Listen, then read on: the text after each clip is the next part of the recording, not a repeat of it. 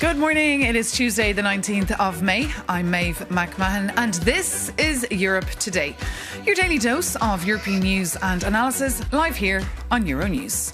Coming up, US President Donald Trump has said he is holding off on a military strike on Iran as Gulf countries told him serious negotiations are taking place. His comments come as G7 finance ministers and central bank governors gather in Paris amid rising concern over the economic fallout from the Middle East conflict. And in a nod to farmers across Europe, Brussels will unveil its so-called fertiliser action plan today. The €1 million plan will be funded by leftover CAP funds and aims to support farmers facing a blockage of fertiliser supplies in the Strait of Ormuz. But many farmers are concerned and are demanding an exemption from the EU's carbon border tax rules. Plus, MEPs gather in Strasbourg today to, among other things, try to, quote, Trump-proof the EU-US Turnberry trade deal. The heat is on since the US president threatened new tariffs on European cars, and EU capitals are nervous about strong safeguards in case Washington retaliates. We'll be live in Strasbourg. But we can start with that G7 finance ministers meeting taking place today in Paris, where the US Treasury Secretary has already sparked concern after announcing a pause in sanctions on Russian oil exports. The talks come as investors remain nervous about inflation, higher borrowing costs, and the long-term economic impact of the war. For the latest, we're joined here in the studio by our Maria Tadeo, our Europe editor. Maria, these meetings take place at a very crucial time for the European economy. What can be achieved really today? Well, yes, for the European economy, but also the global economy, because we still see the ramifications from the situation in the Middle East and, of course, the Strait of Hormuz, which is far from operating normally. Now, for this meeting is day two. This is, just to set the scene for our viewers, an elite gathering of G7 ministers, G7 central bankers. The head of the European Central Bank, Christine Lagarde, will also be there, and the boss of the Eurogroup. On the agenda, there's a number of issues which go from trade to sanctions to, of course, China. Increasingly, trade tensions between the European Union and the Chinese are palpable. But to start with the sanctions, yesterday, as you mentioned, the United States once again confirming and announcing that they will extend this waiver on Russian oil. That means that Russian oil that is at sea, that is in transit, countries will be able to buy it and not be in breach of U.S. sanctions. So that is significant in terms of what the U.S. is hoping to achieve, which is to ease some of the concerns of the supply, but also to bring down some of the price pressures because of the instability in the Middle East. The flip side is that Russia will financially benefit from this decision, which will be in place for the next 30 days. For the Europeans, this is bad news, and it is a blow to their strategy because it means, yes, once again, sanctions will be eased on Russian energy. The Europeans argue it's the complete opposite. The strategy should be totally radically different. This is the time to increase the pressure on the Russians and not allow them to cash in on global instability. But the U.S. seems to be concerned, as I mentioned, with global supply. They say they're also doing this, quote, for vulnerable nations that are now feeling the heat because of the war. Of course, obviously, the war is led by the U.S., Israel versus Iran. And they also argue that it will stop China from stockpiling the oil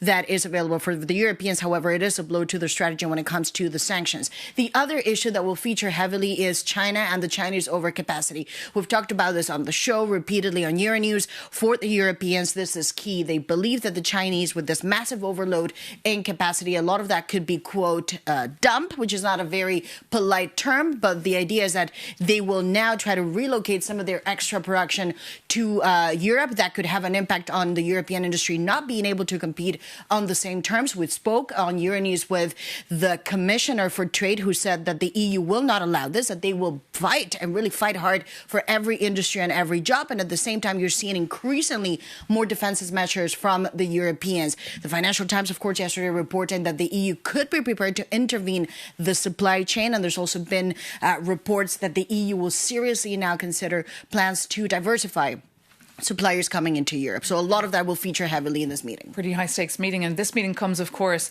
as Vladimir Putin, the Russian president, is on his way to Beijing. But just tell us as well, speaking of energy, we've seen Italy's Giorgia Meloni upping the ante over deficit rules here in Brussels. Well, she has. And these two stories, of course, are connected because energy prices, we've seen now more than 3 months of elevated energy prices. The Strait of Ormuz is this crucial point for global oil and is still far from, as I mentioned, operating normally. All of that is having trickle-down effects on the European industry. For a country like Italy, really is the SMEs, it's the small and medium companies that are the backbone to this country.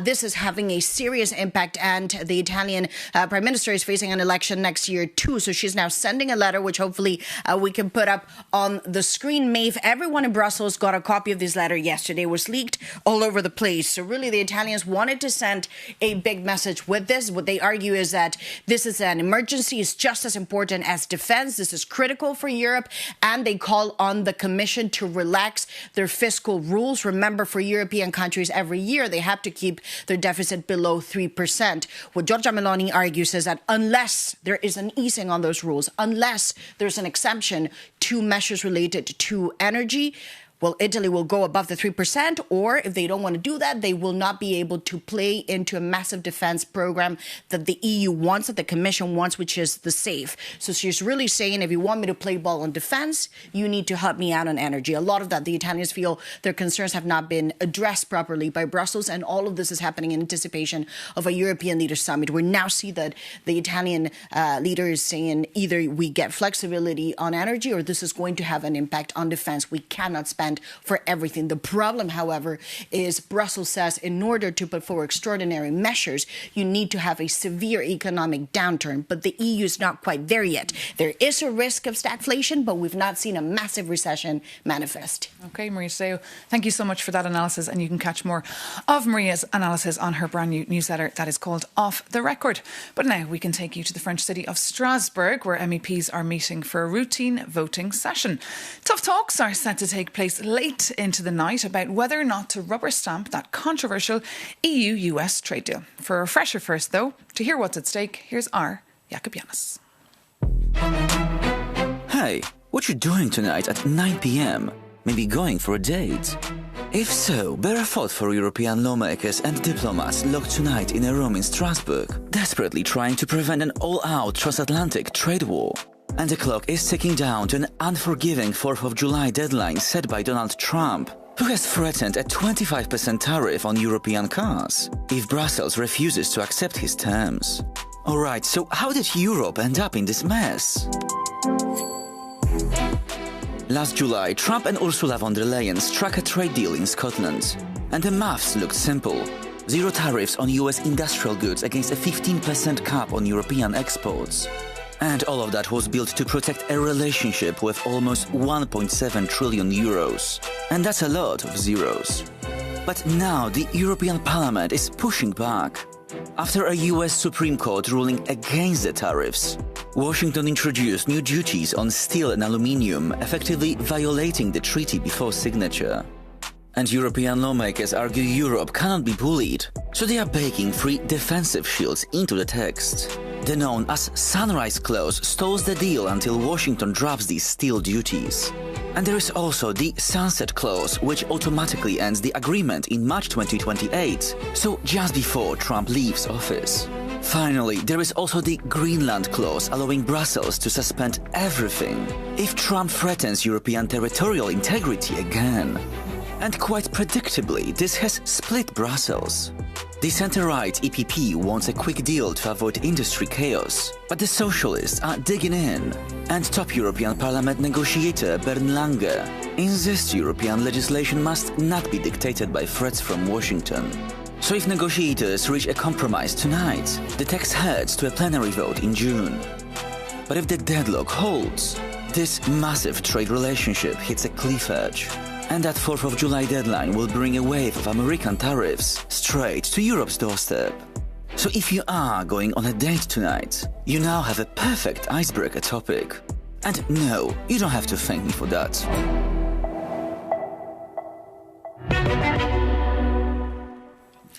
Jakob Yanis there. Well, our correspondent in Strasbourg, Vincenzo Genovese, has plans for tonight.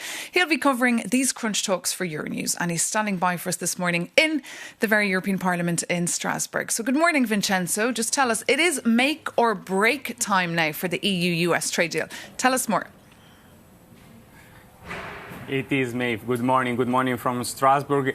As you said, as you explained, clock is ticking, pressure is mounting from the US administration to get this deal done, but there are still some clauses, some details to fix, and we are here with Juliana Zovko, who is one of the people who will be in the room. She's the negotiator from the European People's Party.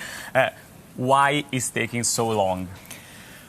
But we must understand that we are here represented by different political groups. So on one hand, I'm representing European People's Party, the centre-right party that is pro-business, jobs-orientated, and it's trying to save European industry and European jobs and to give them certainty by making this deal done and by closing this deal.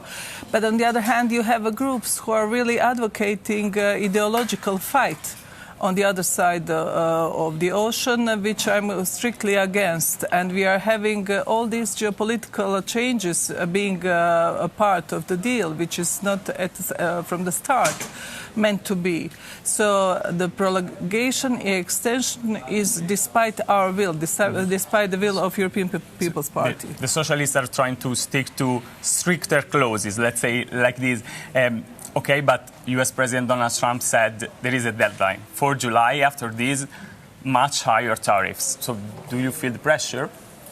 But that's a part of the interpretation, how this European Union is treating the deal that was done in August last year. I mean, if I was an American, I would also be confused about our side of respecting the deal, because Americans have started his part immediately. The process is much more simple, but the complex procedure that is completely acceptable from this side, and all this legislative procedure is taking a long time. And ideological fight, as I already said, in what is going on in the United States. We, European People's Party, wanted this deal done immediately, but I'm afraid we cannot do it on our own. But do you feel confident for tonight? I mean, what are the most contentious points? I know it's a difficult question. I mean, I felt confident yesterday. It's like the weather in Brussels or here in Strasbourg. It changes, every hour. And by the news that I'm receiving, I'm also receiving different messages from my colleagues. And I'm not so confident this morning by the. What did it change? No, but I haven't seen that the position has changed, so we will see. We have a shadows meeting, and I will discuss with my colleagues how serious we are to enter into negotiations to get this deal done tonight. But what happens if you can't strike a deal? I mean, this is one of the last chances to get the deal done and for it to be approved in June plenary session, so to match Trump's deadline. And what will happen? It will happen a perfect storm. For our industry, for our jobs, for our tourism. I'm from Croatia. Everything will, spiral from German car industry to Italian cheese industry, wine and everything to Croatian tourism industry. The perfect storm will happen, and then the consequences will be clear who will be paying it. And from the start, I was saying I was for our part of the deal to be respected, and I'm not responsible for a perfect storm we are running into. Okay, let's hope not. Juliana Zovko, thank you very much and good luck, I think. I think you need it. Maeve. Of course, good luck. We'll all keep a very close eye on whether that does end out to be a perfect storm and report it here on Euronews. But Vincenzo, before you go, tonight MEPs or today will also be taking a moment out to hand out the so-called European Order of Merit Prize. It goes to a figure who's been working towards pushing EU values and integration. There's some well-known figures up for the prize. Tell us more. Yes, indeed. European Parliament President Roberta Metsola will honour the laureates of the European Order of Merit. 20 prominent European figures have been selected, including Ukrainian President Volodymyr Zelensky, Moldovan President Maia Sandu, former Polish President Lech Walesa. There are also the Irish rock band U2, that you know very well, and basketball player Giannis Antetokounmpo. But the most controversial name is probably former German Chancellor Angela Merkel. We know her legacy is quite disputed. She has been a stabilizing force during her 16 years in power. She was a reassuring presence. Indeed, Germans nicknamed her Mutti, which means mom. But she had also, let's say, dark sides. For example, the debt crisis, Germany's interdependence with Russia, the appeasement towards Vladimir Putin after the annexation of Crimea in 2014, the shutdown of nuclear energy was also a contentious point, and Commission President Ursula von der Leyen criticized it in the past months. So opinions are quite divided on Merkel's legacy, and it will be very interesting to see how the hemicycle will react today to her brief address here in the plenary in Strasbourg at 11:30. Okay. And of course, we will follow it on Euronews, Maeve. We will indeed. A long morning and night for you there in Strasbourg, Vincenzo Genovese. Thank you so much for that live update. But now, back in Brussels, exactly 25 years ago, EU member states agreed to set up an EU military committee to respond initially to the Balkan conflicts of the 90s. And this week, EU chiefs of defence from all across Europe will be flocking to Brussels to celebrate. But souring the mood, of course, will be the ongoing war in Ukraine and the conflict in the Middle East. For more, I'm joined here in the studio by General Sean Clancy, that's the chairman of the EU Military Committee. Good morning. Lovely to have you with us. So this week, as I said, chiefs of defence will be flocking to Brussels to celebrate. But are you all on the same page when it comes to the threats facing the Union today? Oh, very much so. I think flocking into celebrations, I think it's a moment of reflection more than celebration. I think it's a time to pause and reflect how far the European Military Committee, but the European paradigm of security and defence has come as a whole over that period of time. No more so in the last 4 years, and you've mentioned it, Ukraine, which is the number one priority for all of us and the focus of everyone. Although we do come from the geographical spaces throughout Europe, so it's north, south, east and west, and we take all of these things into consideration. But Ukraine, of course, is the primacy and the priority in which we examine it. And this week, of course, with the chiefs of defence, we will be looking at shaping the challenges that influence all of us. What our responses are to that, and through our reflections in our meetings, then we will be looking at the key issues such as the European security strategy, the defence readiness, and primarily then, of course, Ukraine, where we will be joined by General Syrski from Ukrainian forces himself. And you just mentioned Ukraine this morning, reports of 500 drones, dozens of missiles being fired into Ukraine. A serious escalation in the last couple of days there. Does this forum, though, carry any weight? Well, this isn't serious escalation. This, unfortunately, is happening on a regular basis. And the extraordinary resilience of the Ukrainian armed forces, but the Ukrainian people as a whole has transformed Ukraine into a fortress nation now. And Ukraine, from a European point of view, is integral to the future security of Europe. So this isn't just beneficiaries of European charity. This is strategic initiative and imperative for Europe. But can the EU ever transition to this military powerhouse? The EU doesn't have to transition to a military powerhouse. Let's be very clear. The defence and deterrence of the Euro-Atlantic area, the responsibility for this lies with NATO. Europe brings huge strength in terms of military advices, in terms of economic power, industrial power, and its ability then to, through its common security and defence policy instruments, to bring stability, security to many areas. We've seen it in the Western Balkans, which was the initial, I suppose, start out through Concordia of the EU Military Committee way back 25 years ago. But since then, when we reflect on what the EU has done, we'll see it in the Middle East through what the EU is trying to do in terms of the Lebanon going forward with the withdrawal of UNIFIL. We see it in terms of our missions and operations, 15 of which we have completed in the last 25 years. Currently, there are 9 live missions and operations. And the power of the EU is exercised, for instance, through our EU military assistant mission, where we have trained 93,000 soldiers of the Ukrainian armed forces to date. And we will continue unrelentingly doing this, and we will shape the future of the armed forces of Ukraine with the help of the 27 member states working coherently together. Okay, Sean Clancy, thank you so much for coming into us today You're on welcome, your mate. news on Europe Today. And for all other news and analysis on what's going on today in Strasbourg and across Europe, do visit euronews.com or reach out to us at europetoday@euronews.com. Take care and see you soon on Euronews.